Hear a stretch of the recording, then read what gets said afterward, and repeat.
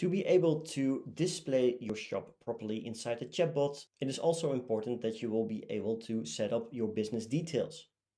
To do this, you can go to the e-commerce tab, go towards the settings tab, and from here you will be able to set up your store details, like your store name, contact email, contact phone, the industry, and if you press this, you will get a drop-down with all kinds of industry topics.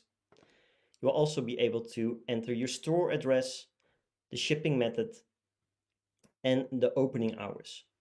If we scroll all the way down, you will also see the different kinds of payment methods that you can insert. If we press the payment method itself, you will see all available options. At this moment in time, it's credit card with Stripe, Alipay with Stripe, WeChat Pay with Stripe, cash on delivery, and PayPal. You'll also be able to set up your currency and your tax percentage. All the way at the bottom, you will also be able to set up your standards and formats. So standards and formats are used to generate the order ID format. So if you want to have certain prefixes or suffixes, then you will be able to insert that here and it will be added towards the order ID. Just press save.